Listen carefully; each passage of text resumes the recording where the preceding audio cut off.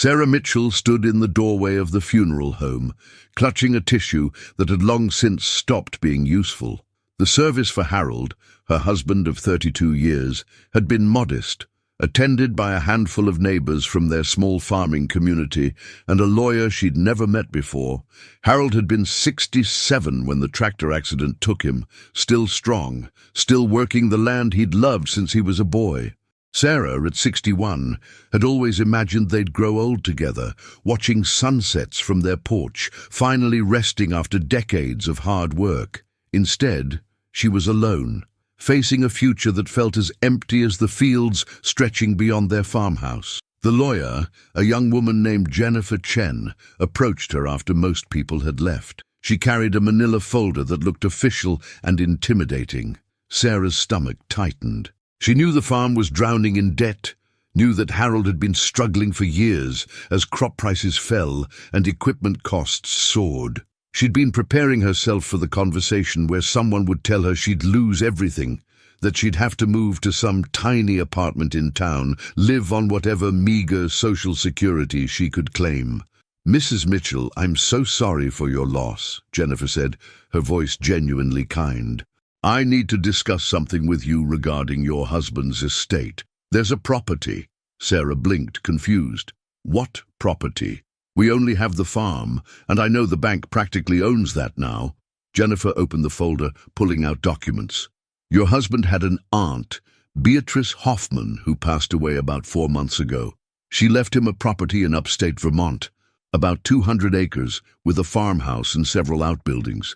Your husband inherited it, but never mentioned it to anyone, apparently. With his passing, it now comes to you." Sarah felt dizzy. Harold had barely mentioned his Aunt Beatrice, an eccentric woman who'd lived alone for decades after her own husband died. They'd visited her maybe 3 times over the years, long drives to a place that had seemed frozen in time. Sarah remembered a stern woman with rough hands who'd served them coffee so strong it could strip paint, who'd talked more to her animals than to people. "Why wouldn't Harold tell me?" Sarah asked, her voice barely above a whisper. Jennifer hesitated, choosing her words carefully. "According to the documentation, your husband was contacted about the inheritance shortly before his accident. He may not have had time to process it or discuss it with you. The property has been sitting unattended for months now. I should warn you, Mrs. Mitchell, the house is reportedly in very poor condition. It might be best to simply sell it as is and use whatever funds you can get to help with your current situation." Sarah nodded slowly, her mind spinning. A property in Vermont, land she'd never seen, a house she'd never visited. It felt surreal, like something from a dream or a story that happened to other people. But it was real, documented in the papers Jennifer was handing her. That night, Sarah sat at her kitchen table, the one Harold had built himself 25 years ago, and looked at the address written on the lawyer's notes. She thought about her options.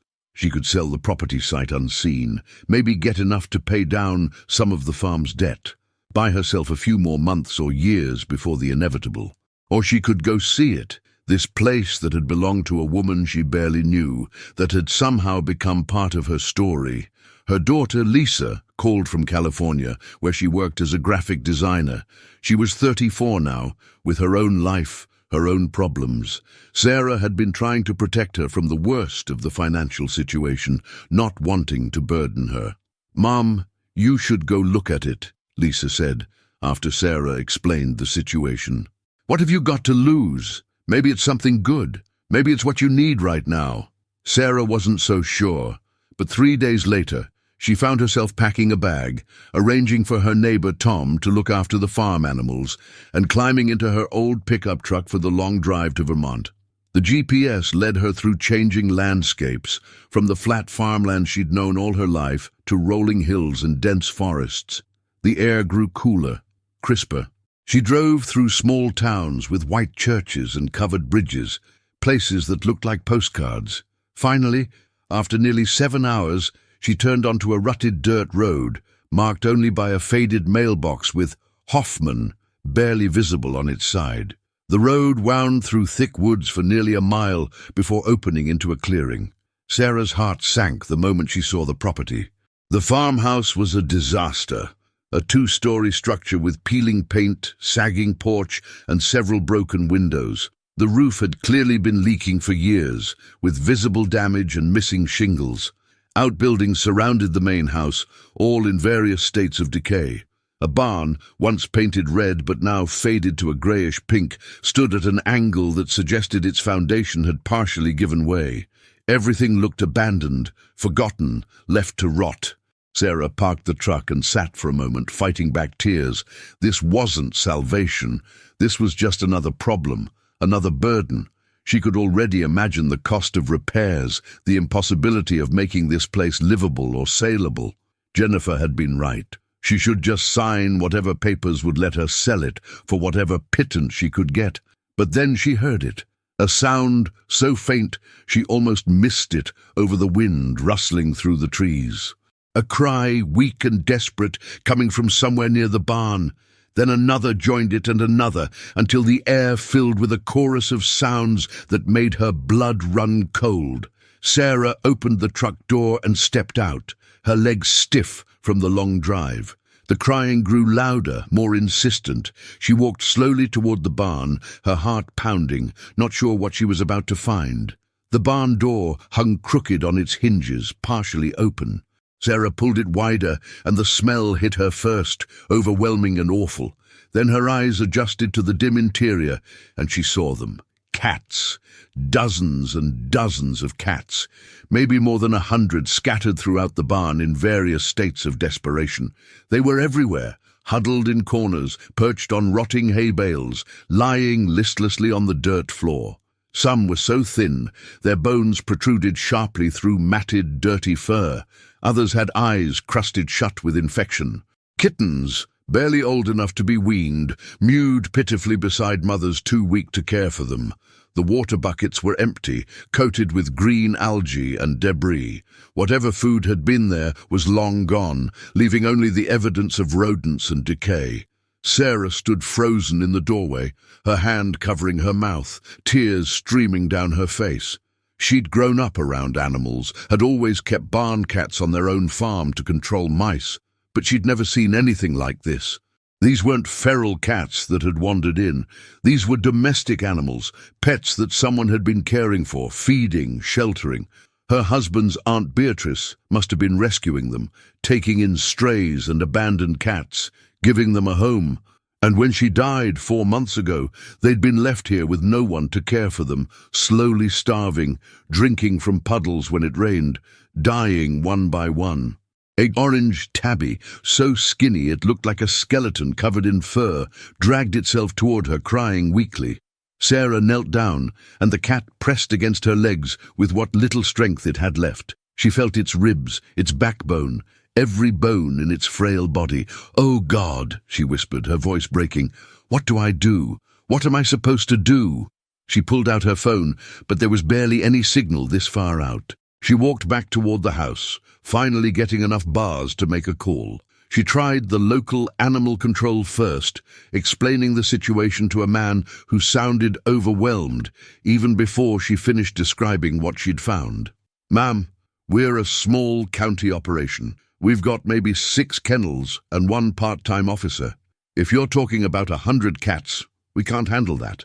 Best we could do is send someone out to assess the situation, but honestly, with that many animals in that condition, we'd probably have to recommend mass euthanasia. It's not what anyone wants, but sometimes it's the most humane option."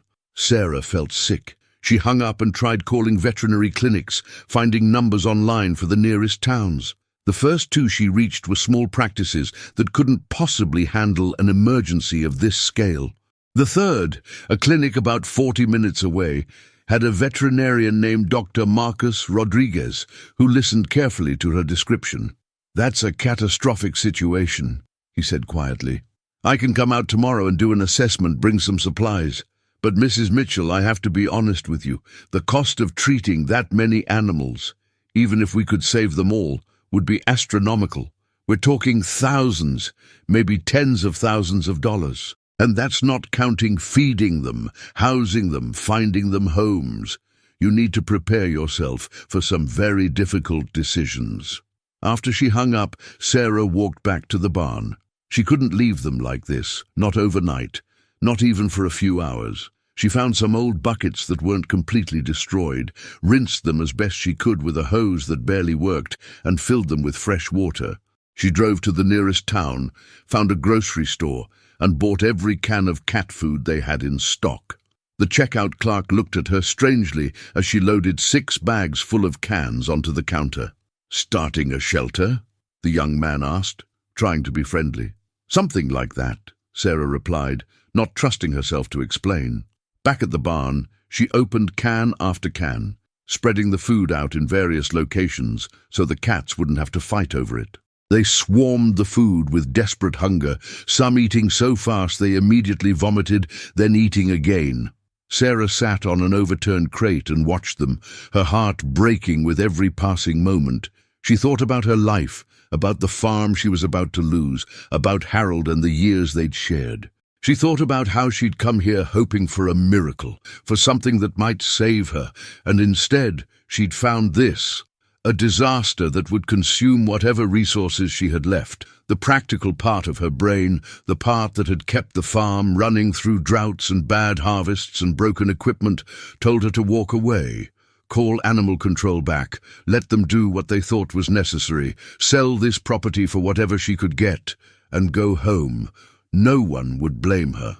This wasn't her responsibility. She hadn't created this situation, but Sarah had never been good at walking away from suffering. She'd been the girl who'd nursed injured birds back to health, who'd bottle-fed orphaned lambs through long winter nights, who'd cried over every animal they'd ever lost on the farm. Harold had loved that about her, had said it made her strong, not weak. Looking at these cats, these forgotten lives that had depended on a woman who died and left them with nothing, Sarah knew she couldn't leave them to die. That night she slept in her truck, wrapped in an old blanket, too exhausted to drive back to find a motel. She woke up every few hours to check on the cats, to refill water, to open more cans of food. In the darkness, she could hear them moving around, their cries less desperate now that they'd had food and water, but still heartbreaking. As the sun rose over the Vermont hills, painting the sky in shades of pink and gold, Sarah made a decision that defied every logical thought in her mind. She would stay. She would find a way to help them. She didn't know how, didn't know where the money would come from or if it was even possible, but she knew she had to try. Before we continue with the next part of this incredible journey, I want to hear from you. Have you ever faced a moment where your heart told you to do something that seemed completely impossible? Maybe you've rescued an animal or helped someone when you barely had enough for yourself. Drop a comment below and share your story, because I read every single one, and your experiences inspire not just me, but this whole community we're building together. And if you're not subscribed yet, hit that subscribe button right now, because we're just getting to the most unbelievable part of Sarah's story, and trust me, you won't want to miss what happens next. Let's keep going. Dr. Rodriguez arrived the next morning in a white van filled with medical supplies. He was a man in his late 40s with kind eyes and the weathered look of someone who'd spent years caring for animals in rural areas. He stepped into the barn and stood silently for a long moment, taking in the scene. Sarah watched his face, trying to read his expression, terrified he'd tell her there was nothing that could be done. "This is worse than I imagined," he finally said, his voice heavy. "But I've seen worse situations turn around with enough dedication and resources. The question is whether you have either of those things, Mrs. Mitchell."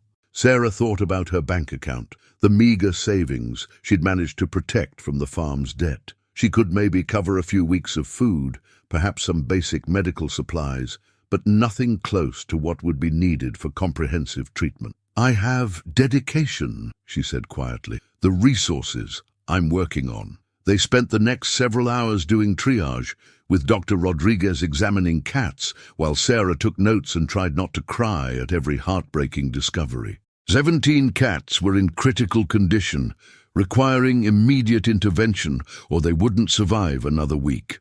Another 43 needed urgent medical care for infections, parasites, malnutrition, and injuries. The rest, perhaps 50 or 60 cats, were in poor condition, but stable enough to recover with proper food and basic care.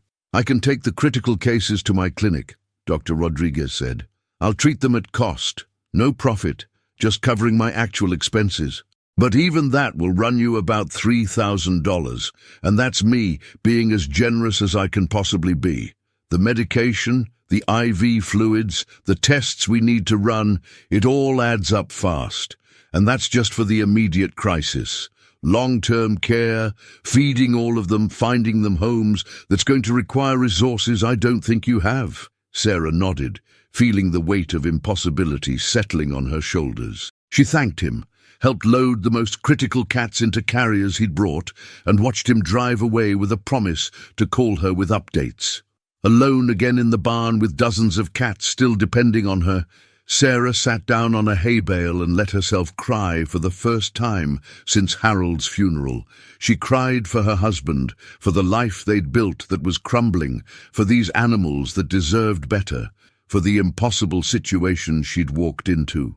When the tears finally stopped, she pulled out her phone. She wasn't much for social media, had a Facebook account she barely used to see photos of her grandchildren from Lisa. But she'd seen stories of people raising money online for various causes, strangers helping strangers through the internet.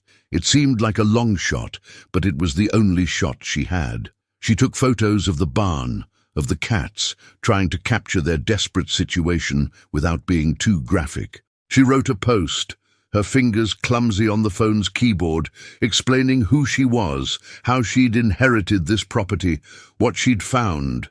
She described Aunt Beatrice's apparent mission to save these cats, how they'd been abandoned through no fault of their own, how she was trying to help but couldn't do it alone. She ended with a simple plea for anyone who could donate even a few dollars, share the post, or offer advice.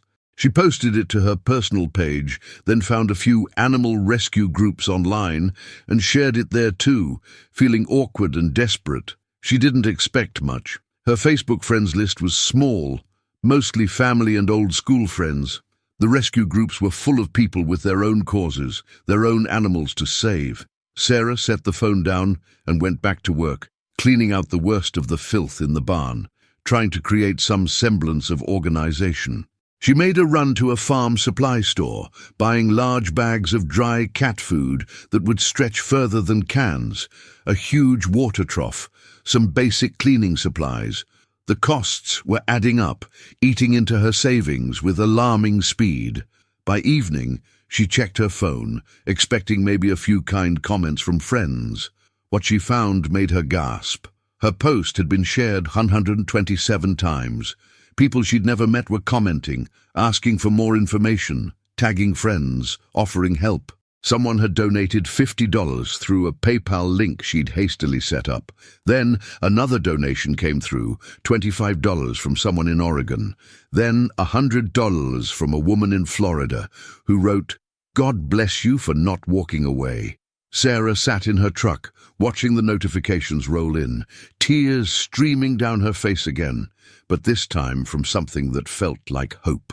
By midnight, the post had been shared over 1,000 times. The donations had climbed to nearly $2,000. People were offering advice, sharing her story on their own pages, creating a momentum she couldn't have imagined. A woman named Patricia from a town 50 miles away messaged her directly, saying she ran a small cat rescue and could come help with assessments and trap new-to-return strategies.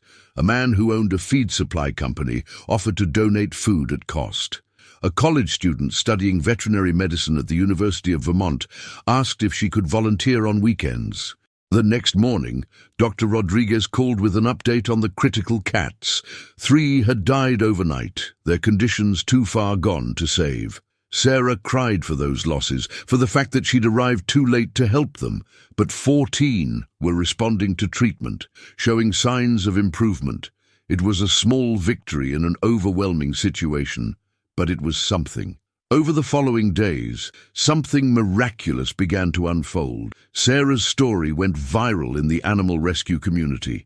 National rescue organizations started reaching out, offering guidance and resources. A journalist from a Vermont newspaper drove out to do a story, which then got picked up by a regional news station.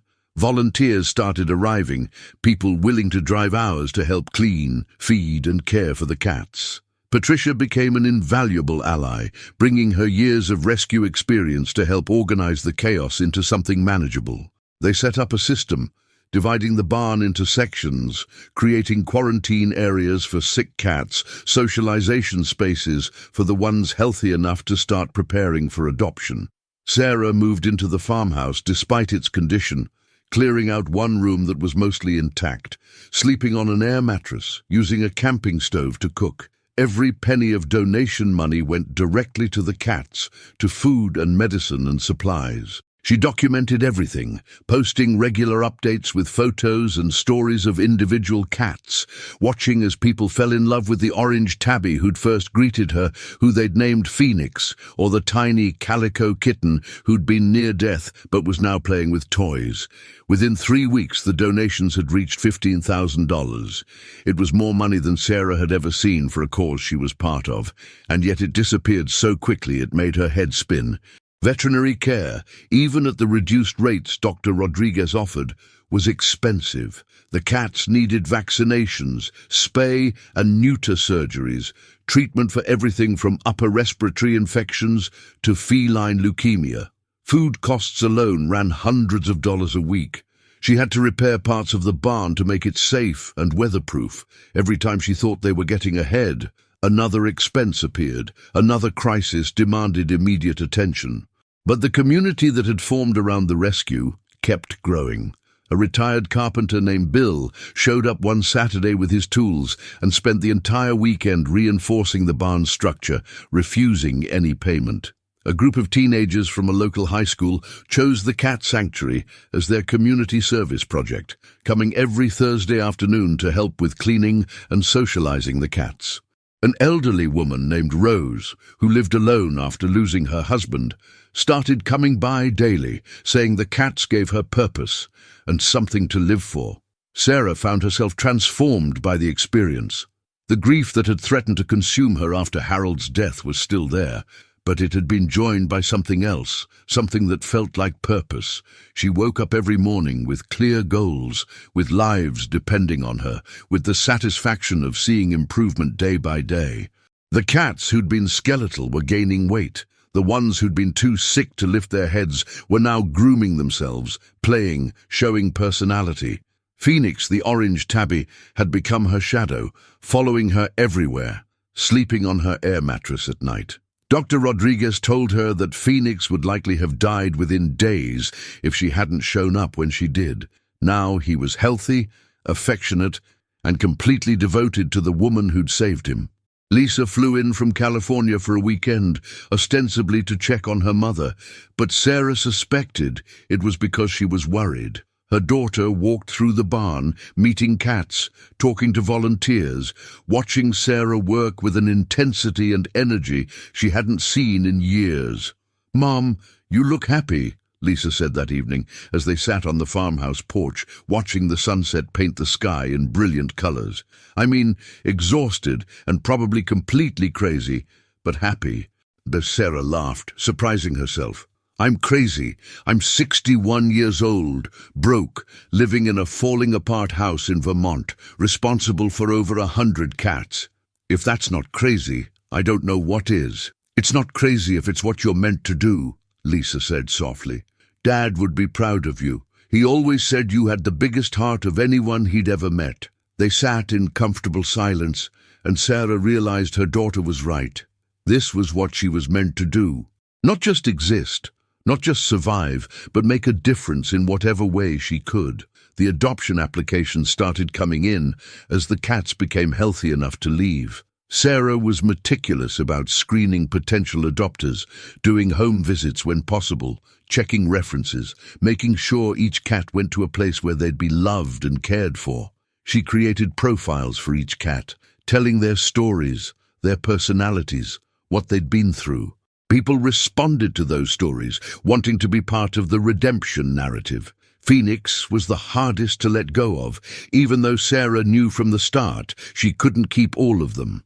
A family with 2 young children fell in love with him, and Sarah could see he'd be perfect for them, gentle and patient despite everything he'd been through. She cried when they drove away with him, but they were good tears, the kind that come from knowing you've done something right. By the end of the 2nd month, they'd successfully adopted out 43 cats to carefully vetted homes. Another 29 had been placed with established rescue organizations that had the resources to continue their care and find them permanent families.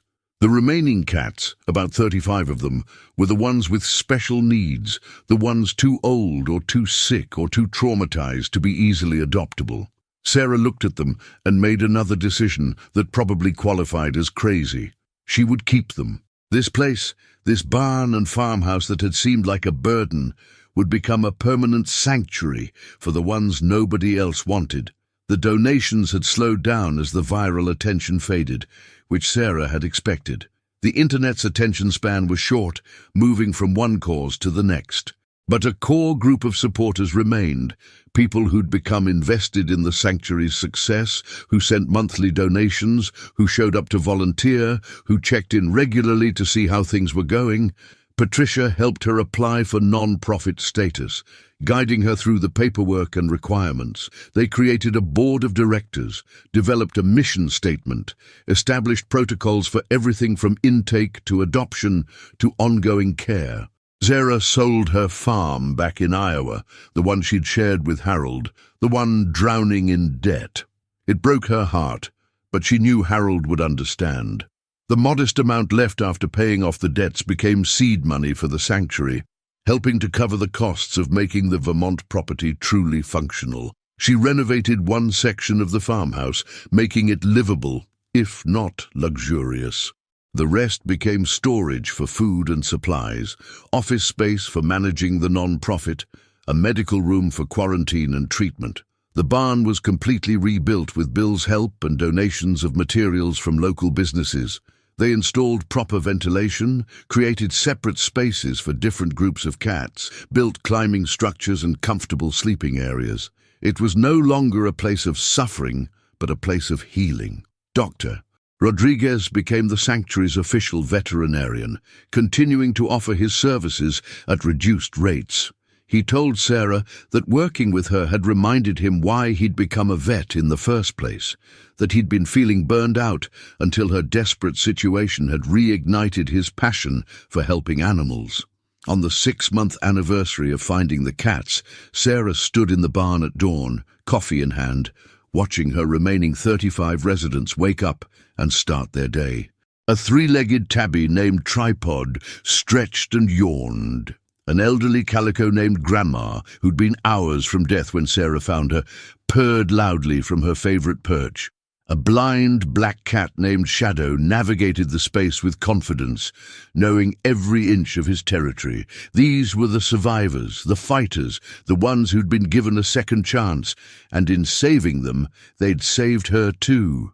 The sanctuary developed a rhythm over the following year, a steady heartbeat of daily routines and seasonal changes. Sarah woke each morning to the sound of cats meowing for breakfast, a chorus that no longer sounded desperate, but expectant, even demanding. She'd learned each of their personalities, their quirks, their preferences. There was Chester, a grey senior cat who only ate if Sarah sat with him and talked to him while he ate. There was Mittens, a young tortoiseshell who'd been so terrified when they found her that she'd hidden for 3 weeks straight, and now greeted every visitor with headbutts and purrs. There was Duke, a massive orange cat who thought he was a lap cat despite weighing 18 pounds, and took up residence on Sarah's lap every evening while she did paperwork. The sanctuary became known in the region, a place people visited, where school groups came to learn about animal welfare and compassion. Sarah gave tours, telling the story of how she'd inherited this property, found these cats, made the impossible decision to stay and fight. She watched children's eyes widen with wonder, adults tear up with emotion, people connect with the message that one person really could make a difference. The volunteers who'd shown up in those early desperate days had become family. Patricia was there almost daily, her own small rescue merging operations with the sanctuary to create something stronger together. Rose, the elderly widow, had essentially adopted the sanctuary as her purpose, arriving every morning at 8 sharp, leaving only when the last cat had been fed dinner. Bill had moved on to helping other rescue operations, but he stopped by monthly to check on his handiwork and do any needed repairs. The high school students had graduated, but many returned during college breaks, bringing friends, spreading the word about the sanctuary's mission. Sarah's daughter Lisa had surprised everyone by leaving her graphic design job in California and moving to Vermont. She'd been feeling unfulfilled, she explained, pushing pixels around a screen for corporate clients who barely cared. She wanted to do something that mattered. She took over the sanctuary's social media presence, creating content that told each cat's story with professional polish, that showed potential donors exactly where their money went, that kept the core community engaged and growing. She also helped develop an online store, selling merchandise with the sanctuary's logo and photos of the cats, creating another revenue stream to keep operations sustainable. The sanctuary never became wealthy, but it became stable. Monthly donors provided a foundation of predictable income. Grants from animal welfare organizations added additional support. Fundraising events, from bake sales to benefit concerts organized by supporters, brought in periodic boosts. Sarah learned to be comfortable asking for help, something that had never come naturally to her. She'd spent her whole life being the one who helped others, who stayed strong, who never admitted she was struggling. But running a sanctuary required vulnerability, required being honest about needs and limitations, required trusting that people wanted to be part of something good. One spring afternoon, nearly 2 years after that first devastating discovery, Sarah stood in the rebuilt barn and did a mental count. Of the original cats she'd found that terrible day, 23 were still alive. Some had been adopted to loving homes where they were thriving. Some remained here at the sanctuary, the permanent residents who'd stolen her heart completely. Far too many had died, despite everyone's best efforts, their conditions too severe, their bodies too damaged by months of neglect. Sarah mourned each loss, kept a memorial wall with photos and names, made sure they were remembered. But the sanctuary had also taken in new cats over the past 2 years, strays and surrenders, cats from hoarding situations and owner deaths, cats nobody else wanted. The cycle continued, the need never ending. Currently they housed 48 cats, a number Sarah tried to keep manageable, though she was terrible at saying no when a desperate case appeared. She'd been changed by this experience in ways she was still discovering. The woman who'd driven to Vermont expecting disappointment had found purpose instead. The widow, who'd thought her meaningful life was over, had discovered she was just beginning a new chapter.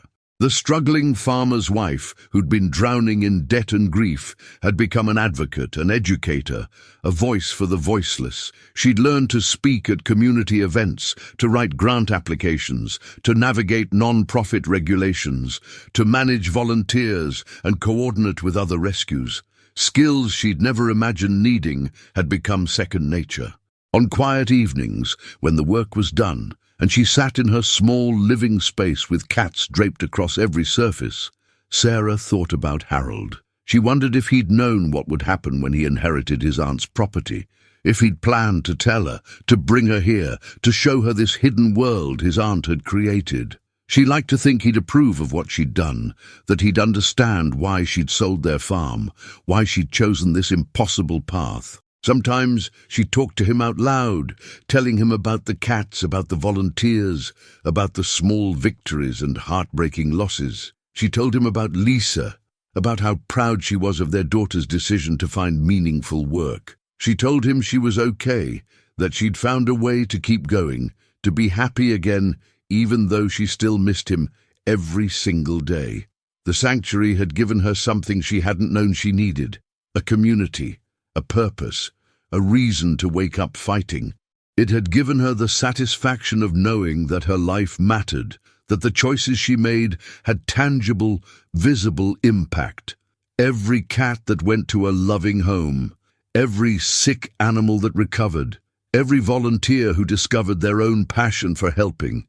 It all rippled outward, creating change in ways she couldn't fully measure. Sarah walked through the barn one last time before bed, checking water bowls, giving head scratches to cats who demanded attention, making sure everyone was settled for the night. Shadow, the blind black cat, wound between her legs, purring. Grandma watched from her heated bed, blinking slowly in contentment. Tripod played with a toy mouse, his 3 legs moving with grace and confidence. These were the survivors, and so was she. Tomorrow would bring new challenges, more work, probably some crisis she couldn't predict, but it would also bring these faces, these lives, this purpose. And that was enough. That was everything. If this story touched your heart, I want you to do something for me. Hit that subscribe button right now, because this channel is all about real stories of compassion, resilience, and the incredible things that happen when we choose not to turn away from suffering. But more than that, I want to hear from you. Have you ever made a choice that seemed impossible but ended up changing your life? Have you rescued an animal, helped a stranger, or taken a leap of faith that terrified you? Share your story in the comments below, because this community thrives on these connections, on knowing we're not alone in our struggles or our triumphs. And if you know someone who needs to hear Sarah's story today, someone who's facing their own impossible decision or feeling like giving up, share this video with them. Sometimes we all need a reminder that our biggest burdens can become our greatest blessings, that the thing that seems like it will break us might actually be what makes us whole. What did you learn from Sarah's journey? I'll be reading every comment, and I can't wait to hear your thoughts. Until next time, remember, compassion still matters in this world, and you have more power to make a difference than you might think.